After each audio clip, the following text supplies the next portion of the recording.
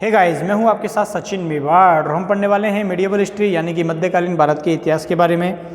और आज जो लेक्चर है वो है शिवाजी की प्रशासनिक व्यवस्था के बारे में। ठीक है, शिवाजी की प्रशासनिक व्यवस्था जो है हम उसका अध्ययन करेंगे। इस प्रशासनिक व्यवस्था में हम क्या क्या चीज़ें जानेंगे, मैं आपको एक बायोडाटा दे देता हूँ शुरू में कि इस लेक्चर में हम पढ़ने क्या क्या वाले हैं। ठीक है, इसमें हम केंद्रीय प्रशासन पढ़ेंगे। केंद्रीय प्रशासन के अंदर उनके जितने भी 8 मंत्री थे जिनको अष्टमंडल बोला गया उसका अध्ययन करेंगे, जिसमें पेशवा, अमात्य, मंत्री, सचिव, सुमंत, सेनापति, पंडित राव, न्यायाधीश, ये इन सभी मंत्रों का व्याख्यात्मक अध्ययन करेंगे। इसके अलावा शिवाजी के स्थानीय स्वशासन को जानेंगे, जिसमें हम सैनिक प्रशासन, न्याय प्रशासन और राजस्व प्रशासन 3 भागों में डिवाइडेड था, इसको समझने का प्रयास करेंगे। ठीक है, इसके अलावा शिवाजी की जो धार्मिक नीति है उसको समझेंगे। शिवाजी का मूल्यांकन करेंगे कि शिवाजी की जो नीतियां हैं, शिवाजी की ऑल ओवर जो काम था उसका मूल्यांकन करेंगे और लास्ट में उसकी सफलता के कारणों को जानेंगे।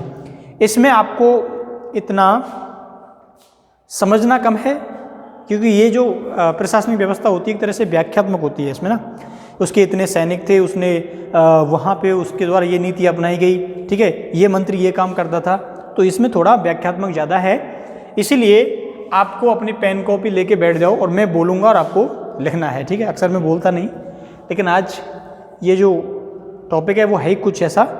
इसमें आपको, क्योंकि इसमें समझाने लायक है नहीं कि मंत्री कैसा होता है, सुमंत कैसा होता है। ठीक है, इनके मतलब मैं बता दूंगा। तो आपको सबसे पहले हेडिंग डालनी है केंद्रीय प्रशासन।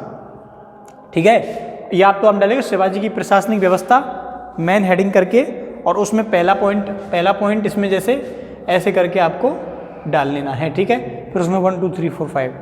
चलिए स्टार्ट हो जाओ। ठीक है, केंद्रीय प्रशासन। चलिए देखिए, केंद्रीय प्रशासन जो था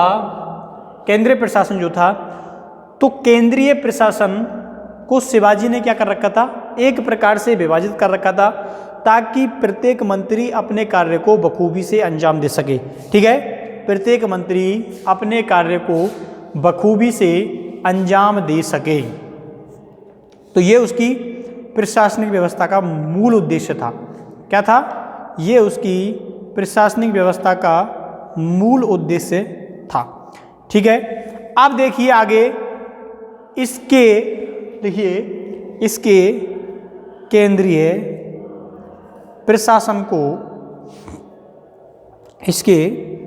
प्रशासन को दयालु निरंकुश शासन कहते थे। दयालु निरंकुश शासक कहते थे। ठीक है, क्या कहते थे?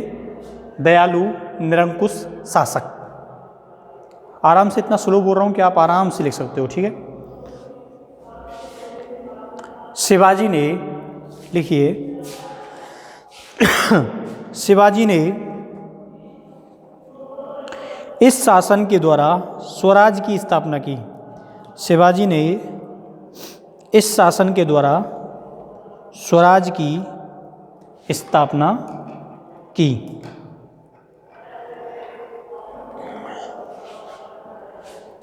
इसने अपने शासन को चलाने के लिए 8 मंत्रियों की नियुक्ति की। इसने अपने शासन को चलाने के लिए 8 मंत्रियों की नियुक्ति की।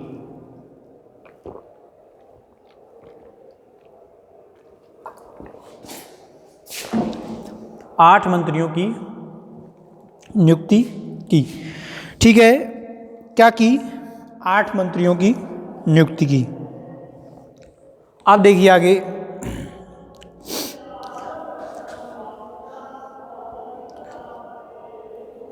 इन 8 मंत्रियों को अष्टमंडल के नाम से जाना गया।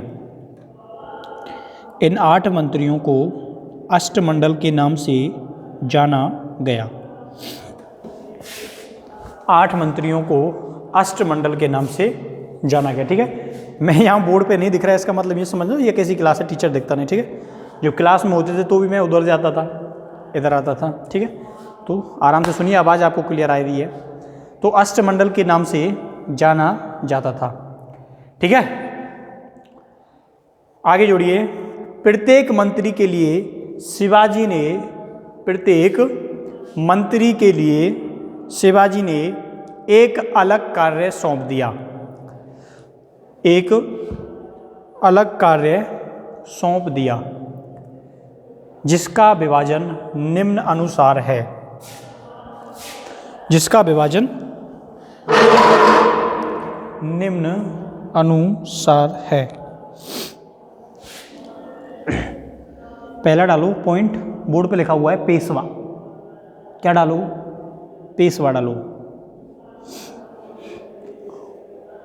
देखिए, इसे मुख्य प्रधान कहते थे।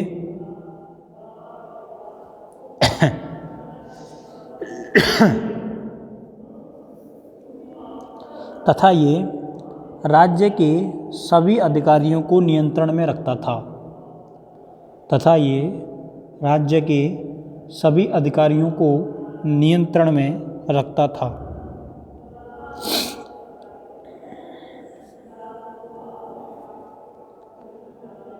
राजा की मोहर के नीचे, राजा की मोहर के नीचे अपनी मोहर लगाता था।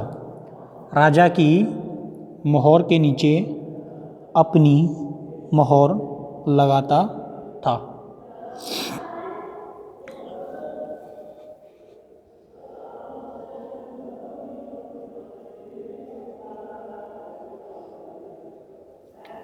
राजा के बाहर जाने पर राज्य व्यवस्था यही देखता था। राजा के बाहर जाने पर राज्य व्यवस्था यही देखता था।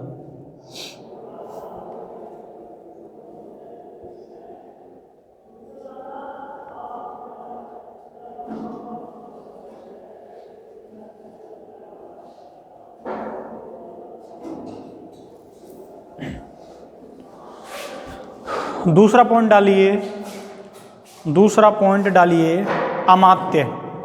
क्या डालिए? अमात्य डालिए, अमात्य। एग्जाम है क्या कल? हाँ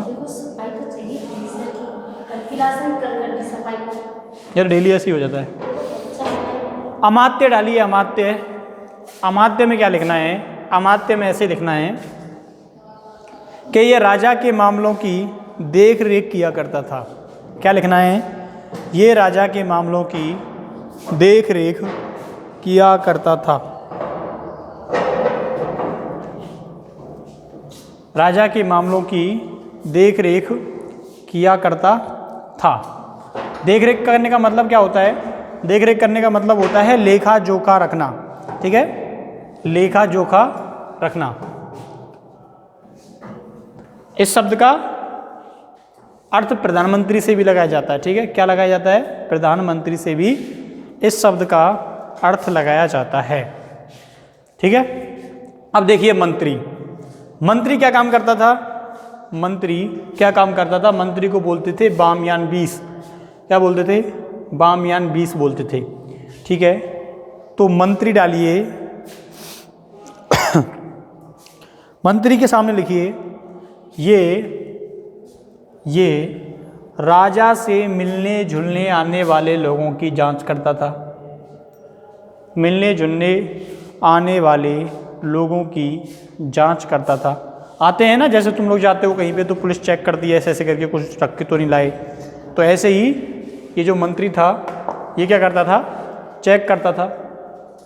ठीक है, राजा से मिलने जुलने आने वाले लोगों की जांच करता था। ठीक है, इसके अलावा खाने पीने की चीज़ों को देखता था।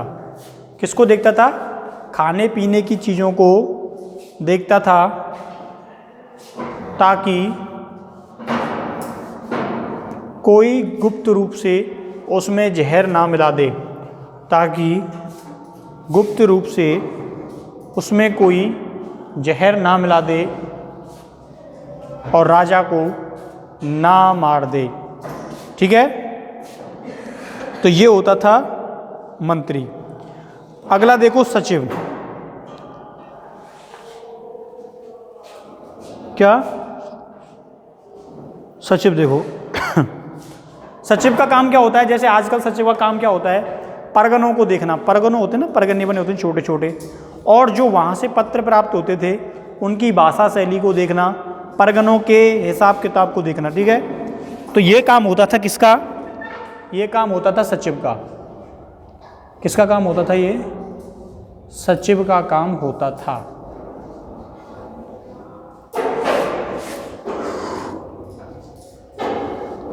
परगनों का हिसाब किताब रखना। चलिए थोड़ा आगे बढ़िए और आगे क्या करना है आप लोगों को? सुमंत लिखिए, सुमंत।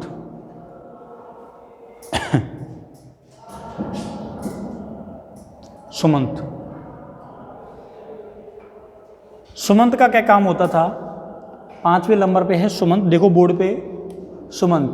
सुमंत का काम होता था संधि विग्रह आदि की देखरेख करना।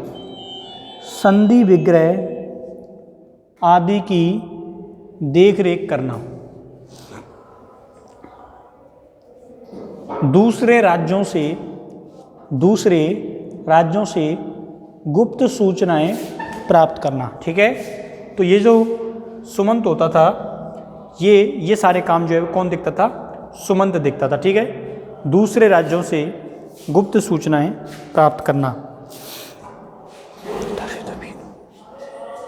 इसको दबीर भी बोलते थे। क्या बोलते थे? दबीर। दबीर को क्या बोलते हैं? विदेश मंत्री। तो सुमंत को बोलते थे दबीर या विदेश मंत्री। ठीक है, अगला लिखिए छठवां सेनापति। क्या लिखिए? सेनापति डालिए, सेनापति। ठीक है, इसका भी सभी को मालूम है कि सेनापति कौन होता है।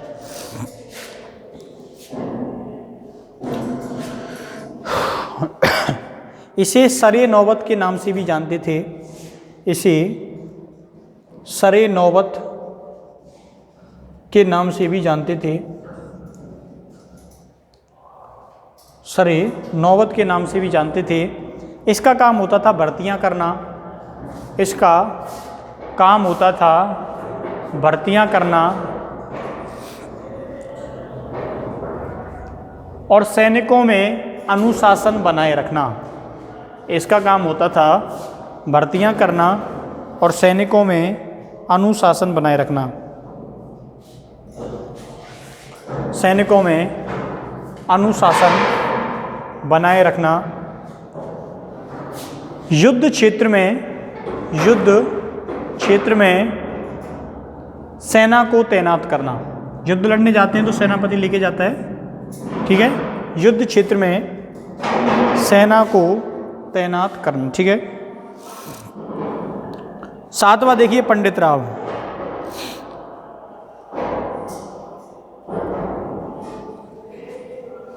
पंडित राव नाम से ही पता चल रहा होगा, शुभ मुहूर्त निकालना, दान बांटना, किनको? ब्राह्मणों को।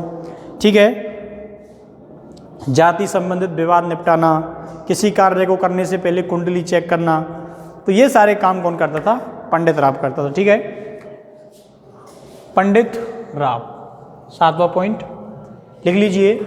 शुभ कार्यों का मुहूर्त निकालना, ब्राह्मणों को दान देना, जाति संबंधित झगड़े निपटाना, जितने भी धार्मिक कार्य होते थे, यज्ञ आहान, सब इनकी सूची तैयार करना।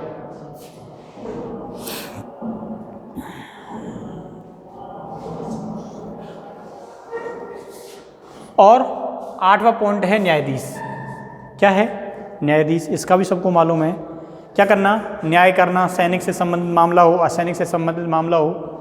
देखिए, न्याय करना, चाहे वो मामला सैनिक से संबंधित हो या असैनिक मतलब आम आदमी से संबंधित हो, देखता था।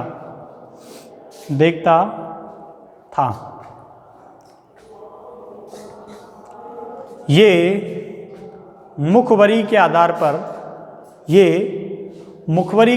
पर न्याय किया करता था। मुखबरी के आधार पर न्याय किया करता था। तो ये हो गए 8 हो गए। 8 से अष्टमंडल हो गया। ठीक है, चलिए आप देखिए स्थानीय स्वशासन। अगली हेडिंग डालो, स्थानीय स्वशासन।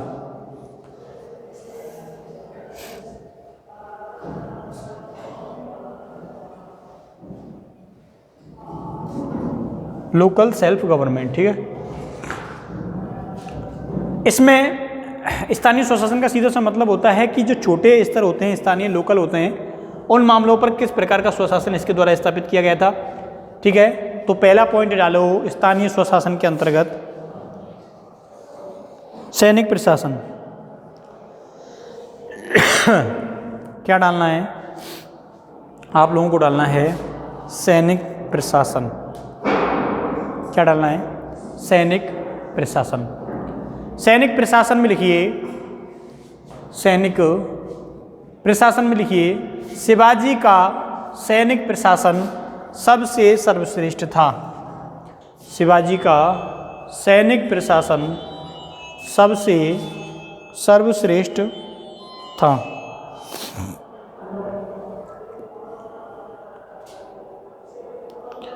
इसकी सेना में 45,000 पागा, इसकी सेना में 45,000 पागा, 60,000 घुड़सवार, 60,000 घुड़सवार और 1 लाख मावले सैनिक थे। 1 लाख मावले सैनिक थे, ठीक है। 45,000, 60,000 और 1 लाख, ठीक है, क्या थे? सैनिक थे, मावले सैनिक थे। बात समझ में आई? चलिए, अब आप लोग सोचते होंगे सर ये मावा ये क्या है? ये क्या था? क्षेत्रों के विभाजन के हिसाब से था। जैसे घुड़सवार होता है, ठीक है, जैसे क्या होता है, एक घुड़सवार होता है, तो उनमें क्या किया, जो क्या बोलते हैं जागीरें होती हैं, उनका भी क्या कर रखा था? डिवाइडेशन कर रखा था, ठीक है, उनका भी डिवाइडेशन कर रखा था और उनको भी ऐसे 45,000, 60,000 और 1 लाख के हिसाब से बांट रखा था, ठीक है। जैसे लिखिए, जैसे अश्वारोहियों का जैसे अश्वारोहियों का महत्वपूर्ण भाग पागा होता था। अश्वारोहियों का महत्वपूर्ण जो आगे का भाग है उसको क्या बोलते थे? पागा बोलते थे, पागा बोलते थे।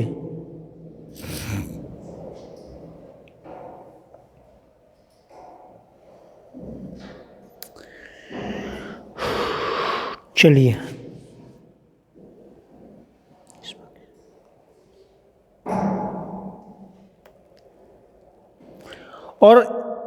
और जो सैनिक होता था उसको बोलते थे बरगीर, ठीक है, उसको क्या बोलते थे? बरगीर बोलते थे। जैसे आगे सेना है, इसके आगे का भाग क्या कहलाया? पागा कहलाया, और इसमें जो सैनिक हैं वो क्या कहलाए? वो कहलाए बरगीर।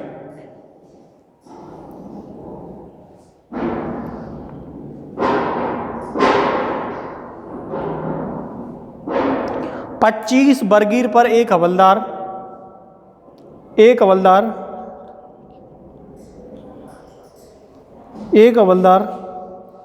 तथा 1250 बरगीरों पर 1 हजारी होता था। 1 हजारी, जिसके नीचे 1 हजार हो, ठीक है, 1 हजारी होता था। और पागा के ऊपर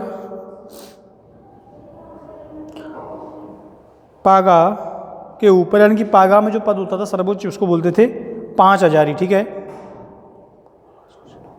5 हजारी। और पागा और अश्व सेना पर सरे नौबत होता था। पागा प्लस अश्व सेना, इन दोनों पर क्या होता था? सरे नौबत होता था। देखो यहाँ पे मैंने बताया, लिया, ठीक है, क्या होता था? सरे नौबत होता था। बात समझ में आई आपके? चलिए थोड़ा आगे बढ़ते हैं।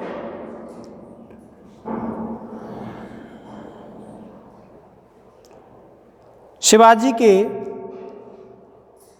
के 2000 मामले प्यादा शिवाजी के 2000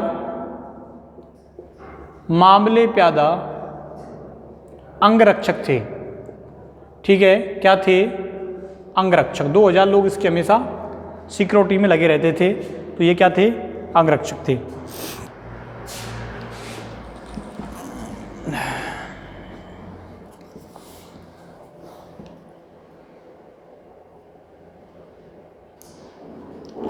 मराठा सेना 1 साल में से 8 महीने बाहर रहती थी। मराठा सेना 1 साल में से 8 महीने बाहर रहती थी।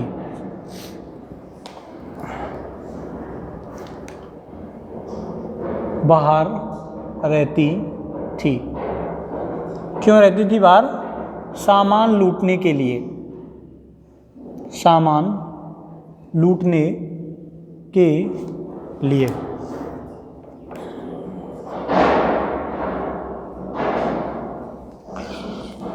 अगला पॉइंट है राजस्व प्रशासन। ठीक है, देखिए यहां पे देखो राजस्व प्रशासन। न्याय प्रशासन बाद में करेंगे। कौन सा पॉइंट लिखना है? राजस्व प्रशासन लिखना है। राजस्व प्रशासन। राजस्व प्रशासन लिखिए। शिवाजी 33% टैक्स प्राप्त करता था। शिवाजी 33% टैक्स प्राप्त करता था। कितना? 33%। लेकिन जब सभी प्रकार के करों को हटा दिया गया,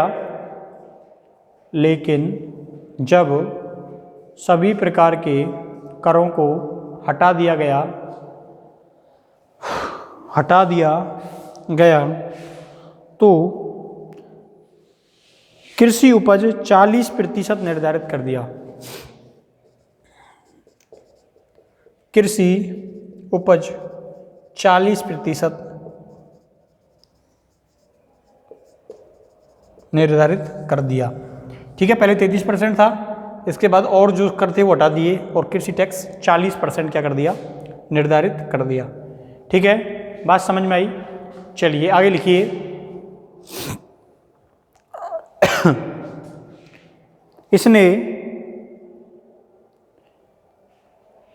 इसने रैयतवाड़ी व्यवस्था को अपनाया। रैयतवाड़ी व्यवस्था को अपनाया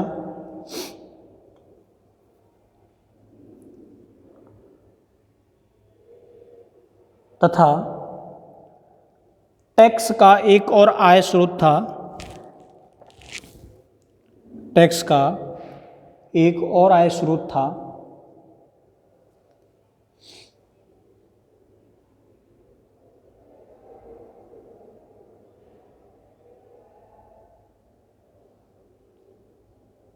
चौथ। क्या नाम था उसका टैक्स का? चौथ।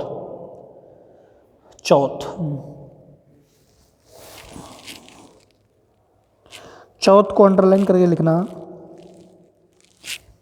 चौथ दूसरे राज्यों को सुरक्षा के बदले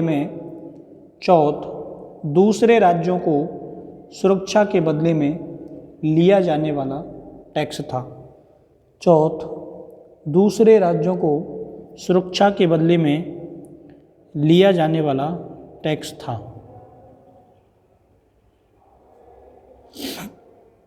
ठीक है, समझ में आ गया? चौथ का दूसरे राज्यों को ये सिक्योरिटी दे देते और उसके बदले में जो पैसा लेते थे उसको बोलते थे चौथ।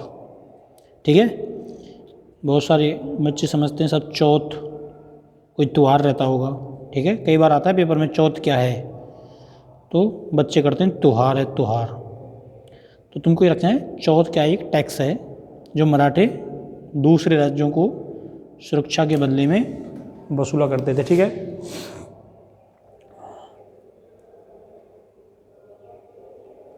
और एक टैक्स लगाया जाता था जिसका नाम था सरदेशमुखी।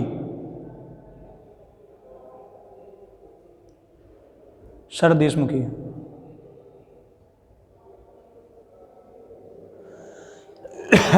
एक और आय का स्रोत था जिसका नाम था सरदेशमुखी।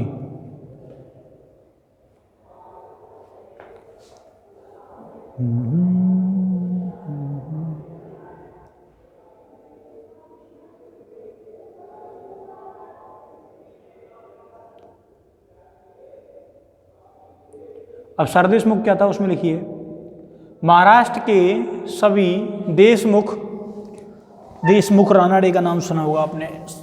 तो महाराष्ट्र के सभी देशमुख अपनी आय का 1/10%, अपनी आय का 1/10%, 1/10% सौंपते थे, जिसे सरदेशमुखी टैक्स के नाम से जाना जाता था।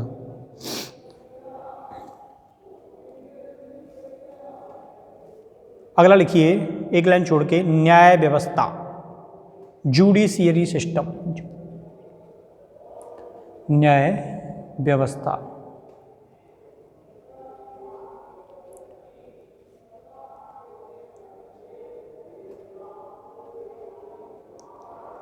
शिवाजी ने गांव में न्याय करने का दायित्व पंचायतों को सौंपा।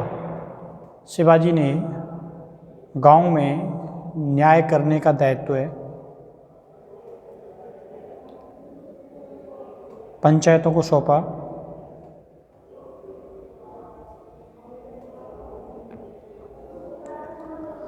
पटेल नामक राज्य अधिकारी फौजदारी मुकदमों का निर्णय करता था।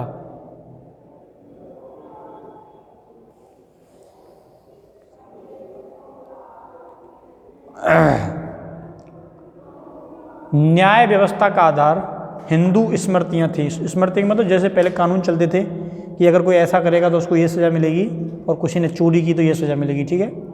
तो इस प्रकार की व्यवस्था थी।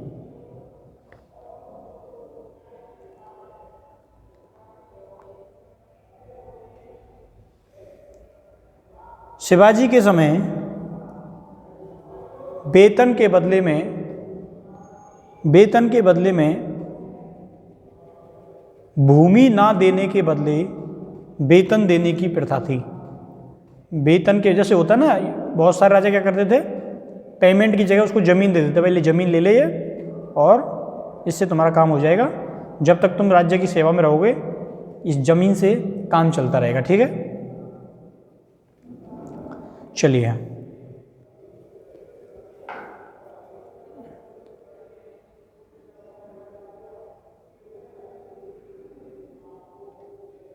शिवाजी का शासनकाल भ्रष्टाचार से मुक्त रहा। शिवाजी का शासनकाल भ्रष्टाचार से मुक्त रहा, ठीक है।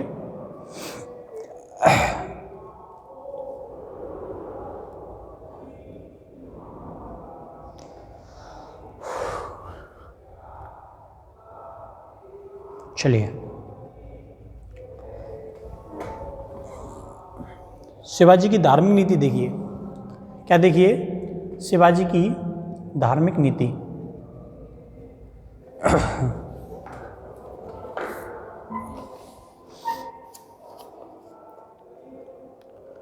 शिवाजी की छवि एक कट्टर हिंदू के रूप में दिखाई जाती है। शिवाजी की छवि एक कट्टर हिंदू के रूप में दिखाई जाती है, लेकिन वो सभी धर्मों का सम्मान करते थे।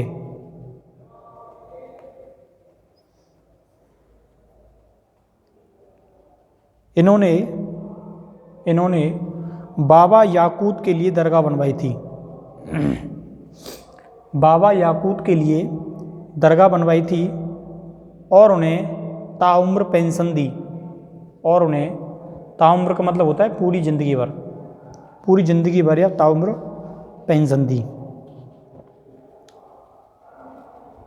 लूट में जब कुरान मिल जाती थी, लूट में जब कुरान मिल जाती थी तो उसे सैनिकों में बांट दिया जाता था।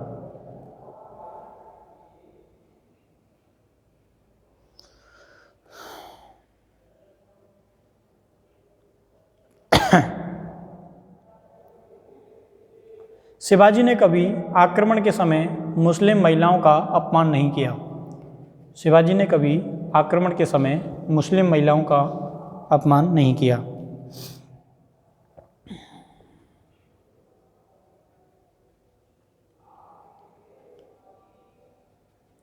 जो ब्राह्मण वेद में पारंगत था, जो ब्राह्मण वेद में पारंगत था, देखिए आज तो तुम ढूंढने से नहीं मिलेगा शायद, जो ब्राह्मण वेद में पारंगत था उसे प्रतिवर्ष 1 मन चावल दिया जाता था, उसे प्रतिवर्ष 1 मन चावल दिया जाता था। इनके गुरु का नाम संत रामदास था, संत रामदास था। देखिए कुछ चीज़ें किताबों में नहीं होती, आप लोग सुन रहे हो, ठीक है। मैं खड़ा नहीं हूँ आज क्योंकि थोड़ा मुझे ठंड है, बुखार है, खांसी है, ठीक है, बहुत सारी समस्याएं हैं, लेकिन तुम तक आवाज़ पहुँच रही है और ये मैंने इसीलिए आज इस टॉपिक को चुना था ताकि इसमें कुछ ऐसा खास था नहीं, व्याख्यात्मक था पूरा, ठीक है, और इसीलिए ही मैं लाइव नहीं आ रहा। देखिए शिवाजी को बहुत सारे लोग दिखाते हैं जब भी कोई हिंदू उत्सव होता है कि देखिए ये कट्टर थे, नहीं थे, ठीक है। अब उन लोगों को समझाना इतना आसान नहीं होता, लेकिन आप लोग बड़े आसानी से समझ सकते हो कि ये मुसलमानों के प्रति कितने आसक्त थे। देखिए लिखिए, शिवाजी ने अपने तोपखाने की कमान इब्राहिम खान को सौंप रखी थी। शिवाजी ने अपने तोपखाने की कमान इब्राहिम खान को सौंप रखी थी।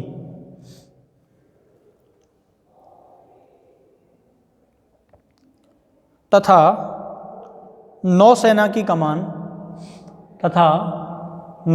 कमान सिद्धि संबल को सौंप रखी थी। क्या नाम था? सिद्धि संबल, ठीक है।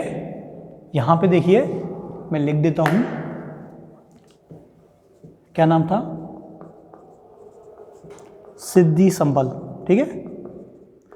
तो नौसेना की जो कमान है वो सिद्धि संबल को सौंप रखी थी। तथा गुप्तचर विभागों का सचिव मौलाना हैदर अली था। गुप्तचर विभागों का सचिव मौलाना हैदर अली था। अब आप लोग समझ सकते हो पूरी सेना की इन्होंने जिम्मेदारी, गुप्तचर विभाग, नौसेना, तोपखाना, सब मुसलमानों को सौंप रखा था, ठीक है। तो अब आजकल के युवा वर्ग क्या सोचता है, क्योंकि इतना अध्ययन कोई करता नहीं, वो तो सब देखा फेसबुक पर, व्हाट्सएप पर देखा, ऐसा ऐसा होता है, ठीक है, फिर उसी के पीछे पड़ जाते हैं। तो ऐसा नहीं था कि शिवाजी के मन में मुसलमानों के प्रति कुछ था, ऐसा बिल्कुल नहीं है, ठीक है। उनके मन में भी सभी धर्मों के प्रति सम्मान था, रेस्पेक्ट था। चलिए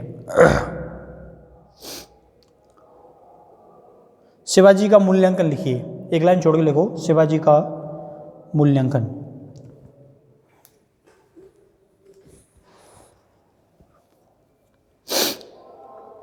शिवाजी उच्च कोटि के विद्वान थे तथा इनको व्यवहारिक ज्ञान था।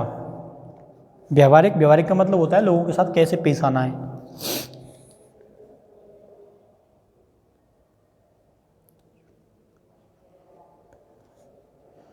ये प्रत्येक धर्म का सम्मान करते थे, ठीक है। मैंने बता दिया आपको, इससे ज़्यादा बताने की आवश्यकता नहीं है, ठीक है। अगर आप अपने घर की सुरक्षा किसी मुसलमान को सौंप रहे हो, ठीक है, और दूसरा आदमी कहे आप तो मुसलमानों के विरोधी हो, तो फिर उस आदमी को एक बार और समझना चाहिए इस बारे में। तो आजकल बस इतना ही है, शिवाजी ने पूरा अपना सुरक्षा का दायित्व मुसलमानों को सौंप रखा था, और आजकल की जो पीढ़ी है, आजकल के जो लोग हैं, वो शिवाजी को बताते हैं कि ये तो कट्टर हिंदू थे, ठीक है। चलिए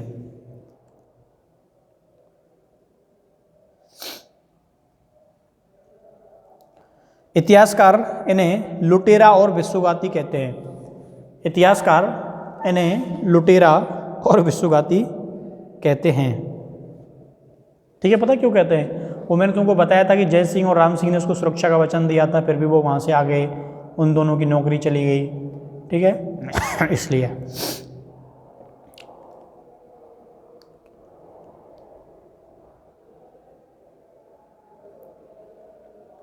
ये हिंदू स्वराज स्थापित करना चाहते थे। ठीक है, ये हिंदू स्वराज स्थापित करना चाहते थे।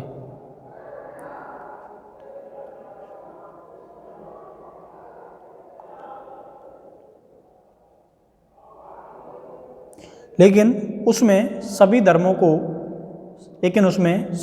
को बराबर स्थान देना चाहते थे। ठीक है,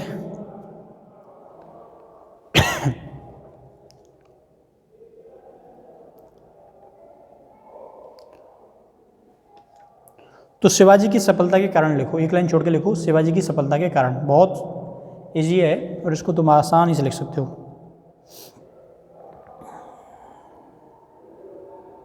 पहला लिखो, महाराष्ट्र की भौगोलिक स्थिति। आपको पता है महाराष्ट्र की भौगोलिक स्थिति जो है वो कैसी है? महाराष्ट्र की भौगोलिक स्थिति, ठीक है, मैं बता रहा हूँ आपको कि जो महाराष्ट्र की भौगोलिक स्थिति वो ऐसी है कि वहाँ पे आराम से कोई आदमी छिपके छापामार युद्धपत्ति का आराम से उल्लेख प्रचलन कर सकता था। पहाड़ियाँ हैं, दुर्लभ पहाड़ियाँ हैं, जंगल हैं, तो आराम से कोई आदमी अपना युद्धपत्ति संचालित कर सकता था। दूसरा पॉइंट है राष्ट्रीय भावना। दूसरा पॉइंट क्या है? राष्ट्रीय भावना। इसमें क्या है? जो महाराष्ट्र के लोग थे उनमें राजनीतिक एकता थी, हिंदू धर्म के प्रति विश्वास ज़्यादा था। ठीक है, और सच्चे क्या थे? वो सेवक थे जो स्वतंत्रता की अपनी भावना रखते थे।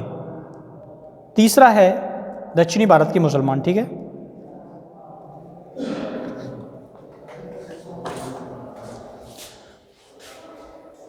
इसको दक्षिणी भारत के मुसलमानों से भी सहिष्णुता की नीति मिली। इसको दक्षिणी भारत के मुसलमानों से भी सहिष्णुता की नीति मिली और सबका प्यार सहयोग मिला। और सबका प्यार सहयोग मिला। इसने अपनी सुरक्षा की जिम्मेदारी मुसलमानों को सौंप रखी थी, इसलिए उनका विश्वास और ज़्यादा था।